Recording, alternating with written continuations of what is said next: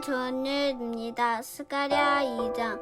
내가 또 눈을 들어 본즉 한 사람이 측량줄을 그의 손에 잡았기로 내가 어디로 가느냐 물은즉 그가 내게 대답하되 예루살렘을 측량하여 그 너비와 길이를 보고자 하노라 하고 말할 때에 내게 말하는 천사가 나가고 다른 천사가 나와서 그를 맞으며 이르되 너는 달려가서 그 소년에게 말하여 이르기를 예루살렘은 그 가운데 사람과 가축이 많으므로 성곽 없는 성읍이 될 것이라 하라. 여호와의 말씀에 내가 불로 둘러싼 성곽이 되며 그 가운데에서 영광이 되리라. 오호라 너희는 북방 땅에서 도피할지어다. 여호와의 말씀이니라. 이는 내가 너희를 하늘 사방에 바람같이 흩어지게 하였음이니라. 여호와의 말씀이니라. 바벨론 성에 거주하는 시온아 이제 너는 피할지니라. 만군의 여호와께서 이같이 말씀하시되 영광을 위하여 나를 너희를 노략한 여러 나라로 보내셨나니 너희를 범하는 자는 그의 눈동자를 범하는 것이라. 내가 손을 그들 위에 움직인즉 그들이 자기를 섬기던 자들에게 노략거리가 되리라 하셨나니 너희가 만군의 여호와께서 나를 보내신 줄 알리라. 여호와의 말씀에 시온에 따라 노래하고 기뻐하라. 이는 내가 와서 내 가운데에 머물 것임이라. 그날에 많은 나라가 여호와께 속하여 내 백성이 될 것이요 나는 내 가운데에 머물리라. 내가 만군의 여호와께서 나를 내게 보내신 줄 알리라. 여호와께서 장차 유다의 거룩한 땅에서 자기 소유를 삼으시고 다시 예루살렘을 택하시니리. 모든 육체가 여호와 앞에서 잠잠할 것은 여호와께서 그의 거룩한 처소에서 일어나심이니라 하라 하더라. 하늘에 계신 우리 아버지여, 이름이 거룩히 여김을 받으시오며 나라가 임하옵시며 뜻이 하늘에서 이룬 것 같이 땅에서도 이루어지이다. 오늘날 우리에게 일용할 양식을 주옵시고 우리가 우리에게 죄 지은 자를 사하여 준 것 같이 우리 죄를 사하여 주옵시고 우리를 시험에 들게 하지 마옵시고 다만 악에서 구하옵소서. 대개 나라와 권세와 영광이 아버지께 영원히 있사옵나이다. 아멘.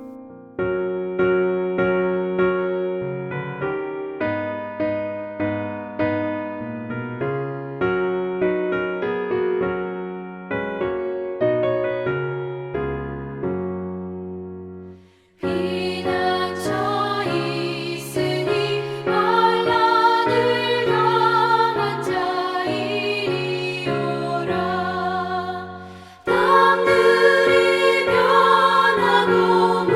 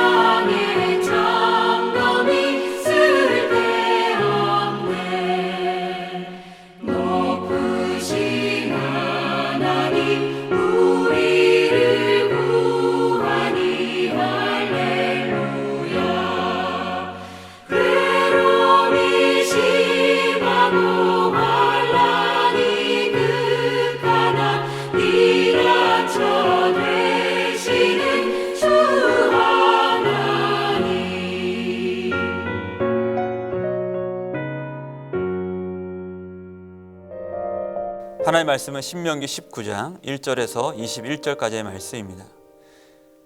7절에서 10절까지의 말씀 제가 읽도록 하겠습니다. 그러므로 내가 내게 명령하기를 새 성읍을 너를 위하여 구별하라 하노라. 내 하나님 여호와께서 내 조상들에게 맹세하신 대로 내 지경을 넓혀 내 조상들에게 주리라고 말씀하신 땅을 다 내게 주실 때, 또 너희가 오늘 내가 너희에게 명하는 이 모든 명령을 지켜 행하여 내 하나님 여호와를 사랑하고 항상 그의 길로 행할 때에는 이 셋 외에 새 성읍을 더하여 내 하나님 여호와께서 내게 기업으로 주시는 땅에서 무죄한 피를 흘리지 말라. 이같이 하면 그의 피가 내게로 돌아가지 아니하리라. 아멘. 오늘 말씀은 도피성 제도를 소개하고 있는 본문입니다. 도피성은 본래 원한이 없었음에도 또 부지 중에 이 살인을 저지른 이 사람들이 또 다른 살인의 대상자가 되지 않도록 하기 위해 그들을 보호하기 위한 어떤 시민법과 같은 제도로 지정된 것이었습니다. 도피성은 요단을 기준으로 해서 요단강 이쪽에 세 성읍, 그리고 또 가나안 땅에 세 성읍, 그러니까 총 6성읍을 두게 하고 또 그 성읍 가장 가운데 위치하도록 해서 그와 같은 어떤 사건의 당사자가 되었을 때에 빠르게 도피하도록 그와 같은 곳에 위치하도록 했습니다. 오늘 말씀 3절 말씀 보면 내 하나님 여호와께서 내게 기업으로 주신 땅 전체를 세 구역으로 나누어 길을 닫고 모든 살인자를 그 성읍으로 도피하게 하라라고 하나님께서 명령하고 계시죠. 특별히 우리가 주목해 볼 단어는 길을 닫고라는 건데, 이 말은 도피성을 그들이 이제 도망치게 됐을 때에 길을 평평하게 잘 닦아서 그들이 혹시 돌부리에 넘어지도록 않게 해라라고 말씀을 하고 있는 겁니다. 또 다른 이유 중에 하나는 뭐냐면 적당한 거리에 있게 하다라는 의미가 또 있거든요. 그러니까 아까도 말씀드린 것처럼 적당한 거리에 있게 해서 부지 중에 저지른 살인의 피의자가 복수자를 잘 피할 수 있도록 하라고 하나님께서 명령하고 계신 것입니다. 그러니까 비록 누군가의 생명을 잃게 한 어떤 돌이킬 수 없는 실수, 그런 죄를 지었지만 하나님께서는 그들의 생명까지 잃게 하지 않도록 그와 같은 아주 중요한 법을 그 땅에 제정하고 계신 것이죠. 그런데 여러분, 이 말씀, 오늘 말씀 본문을 쭉 읽다 보면은 우리가 이 21절 말씀과 앞에 소개된 이 도피성 제도의 이 말씀과 좀 뭔가 완전히 좀 배치된다는 느낌을 받게 됩니다. 21절 말씀에 어떤 내용이 소개되죠? 내 눈이 긍휼히 여기지 말라. 누구를 말하는 거냐면 살인을 행한 어떤 그런 자들을 의미하는 겁니다. 그래서 율법에 준한 말씀을 얘기하고 있죠. 생명에는 생명으로, 눈에는 눈으로, 이에는 이로, 손에는 손으로, 발에는 발로니라. 여러분, 살인자를 보호할 도피성을 주신 하나님이 생명에는 생명으로 갚으라 라고 말씀하고 계시죠. 여러분, 이 말씀과 같이 이 율법은 받은 대로 갚아주는 것이 율법의 가장 중요한 원칙입니다. 하나님의 명령은 단호하고 또 냉혹하고 무서운 것이죠. 그런데 하나님은 살인을 저지른 사람이 또 살 수 있는 제도를 만들어주시는 어떤 그런 모순을 명령하고 있는 것처럼 보이잖아요. 하나님은 왜 이와 같은 모순적인 어떤 그런 명령을 이스라엘에게 하고 있는 것일까요? 그것은 바로 하나님의 성품 때문에 그렇습니다. 하나님은 어떤 분인가요? 하나님은 공의의 하나님이시죠. 또한 자비롭고 인애로우신, 긍휼이 많으신 사랑의 하나님이시기도 합니다. 공의의 하나님이시면서 사랑의 하나님, 우리가 믿는 하나님이 바로 그런 하나님이시죠. 이것이 바로 하나님의 속성입니다. 여러분, 많은 사람들이 이런 부분 때문에 하나님을 간혹 오해하곤 합니다. 어떤 경우에 보통 오해를 하죠? 고난을 당했을 때, 특별히 고난을 겪을 때에 그와 같은 이런 잘못된 이해 때문에 오해를 하곤 합니다. 여러분, 고난을 겪으면 나만 고난받고 다른 모든 사람들은 다 복받은 사람처럼 보일 때가 있습니다. 그래서 더 속상하고 서럽게 또 자기 연민에 빠지곤 하죠. 그러다 결국 하나님을 원망하곤 하게 되는데, 더 심각한 것은 무엇이냐면 그와 같이 내려진 고난을 하나님이 나를 미워서 또는 내가 하나님께 잘못해서 내리는 형벌과 같은 것으로 이해하곤 한다는 것입니다. 그러다 보면 하나님의 은혜와 하나님의 공의, 이 심판, 이 형벌의 이 관계를 이해하지 못해서 거기서 깊은 방황에 빠지곤 하게 되는 것이죠. 여러분, 욥의 경우가 그랬습니다. 욥의 친구들은 계속해서 그가 너가 잘못을 했기 때문에 이와 같은 형벌을 받게 된 것이지 네가 죄를 짓지 않았는데 이와 같은 일이 있었겠느냐? 라고 계속해서 그를 채근하고 몰아붙입니다. 욥도 마찬가지로 그들에게 억울함을 항변하죠. 나는 그와 같은 죄를 진 적이 없어. 나는 하나님 앞에 의롭게 살려고 애를 썼던 사람이야. 그런데 왜 내가 이와 같은 형벌을, 이와 같은 심판을 받게 되는지 모르겠어. 라는 어떤 그런 이해로 욥은 대답을 했죠. 두 대상들이 각각 다른 말을 하고 있는 것처럼 보이지만 사실은 똑같은 원리의 이해 안에서 얘기하고 있는 겁니다. 인과응보를 얘기하고 있죠. 죄를 지었으면 형벌을 받고 또 잘하면 복을 받는 이와 같은 인과응보로 하나님을 바라보는 그들의 시선 안에 무언가 잘못이 있는 것을 욥기에서는 다루고 있습니다. 여러분, 하나님은 어떤 분이세요? 우리가 믿는 하나님은 항상 선하신 분입니다. 그와 같이 선하신 분이 때로 악할 수 있을까요? 그러지 않습니다. 하나님은 항상 선하신 분입니다. 그런데 이 선하다는 것은 어떤 의미냐면 우리에게 늘 좋은 일을 해주시는 분이라는 의미가 아니라 하나님의 선이라는 것은 구원을 의미하는 겁니다. 하나님은 모든 것이 합력하여 구원을 이루는 분이라고 성경을 말씀하고 있죠. 그러니까 이 말씀은 어떤 경우에서든지 간에 하나님 항상 반드시 우리의 삶 가운데 하나님이 약속하신 구원을 이루신다. 그 구원을 이루기 위해서 지금도 일하시는 분이다라는 것을 설명하고 있는 것입니다. 그러니까 형벌처럼 보이는 고난까지도 하나님은 우리의 구원을 위해 다 사용하신다는 거죠. 그러니까 그것은 형벌이 아닌 것입니다. 좀 서론이 좀 중간에 설명들이 좀 길어졌지만 여러분 이처럼 하나님의 공의를 온전히 이해하지 못한다면 하나님의 자비를 알 수 없는 것입니다.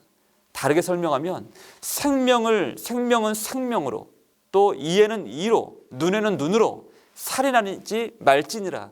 이와 같은 율법의 공의의 엄준한 이 말씀이 존재하기 때문에 도피성 명령과 같은 자비와 사랑을 이해할 수 있다는 것을 의미하는 것입니다. 그러니까 도피성은 공의의 하나님이 죄인들에게 늘 실수를 반복할 수밖에 없는 죄인들에게 베풀어 주시는 하나님의 은혜의 방편이라는 것이죠. 여러분, 우리는 모두 실수합니다. 또 실패합니다. 은혜를 자주 벗어나서 넘어지곤 합니다. 여러분, 이것이 무엇을 의미하는 것인가요? 우리 모두에게 이와 같은 도피성이 필요하다는 것을 의미하는 것이죠.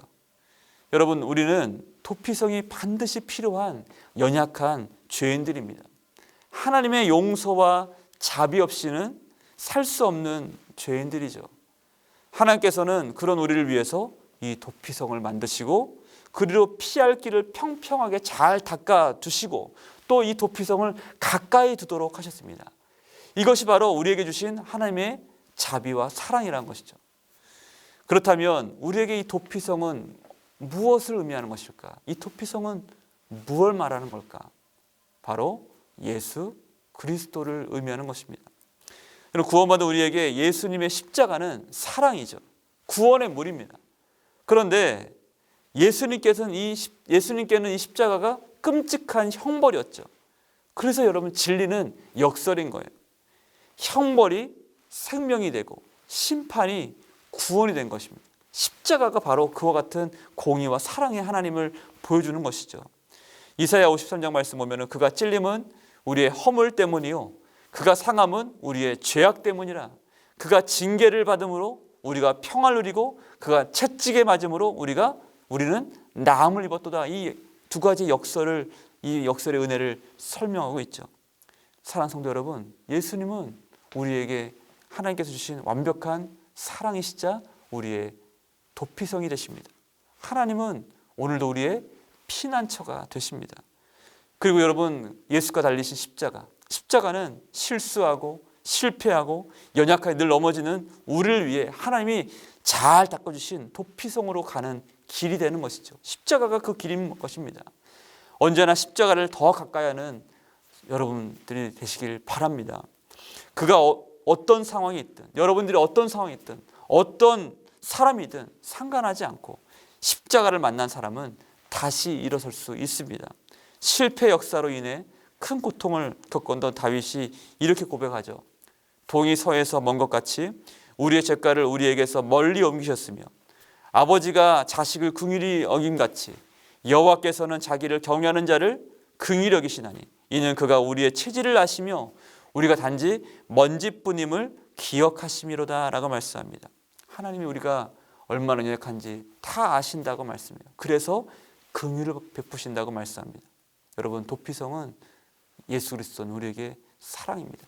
십자가는 그리로 피하는 우리에게 잘 닦여진 길입니다. 십자가를 가까이 함으로, 예수 그리스도를 더 가까이 함으로 말씀 가운데 하나님 우리에게 베풀으신 놀라운 그 사랑 가운데 거하여 오늘도 감사함으로, 기뻐함으로 승리하는 저와 여러분 되시길 주님의 이름으로 축복합니다. 기도하겠습니다. 고마우신 아버지 하나님 감사합니다. 늘 실패하고 실수하고 연약하여 넘어지는 우리를 위해서 도피성 되시는 우리의 영원한 피난처 되시는 예수 그리스도를 이 땅 가운데 보내시고 우리의 구원자 되게 하신 하나님 감사드립니다. 오늘 십자가를 통하여서 예수를 더 가까이 하는 삶 되게 하시고 늘 예수를 생각하고 예수를 바라보며 나를 향한 하나님의 사랑이 얼마나 크고 위대한지를 날마다 고백하고 깨닫는 은혜가 오늘도 있게 되길 소망합니다. 주여 우리의 믿음을 도와주시고 믿음 가운데 십자가를 온전히 오늘도 충만히 경험하는 은혜의 하루 될 수 있도록 축복하여 주옵소서. 감사드리며 예수님의 이름으로 기도드립니다. 아멘.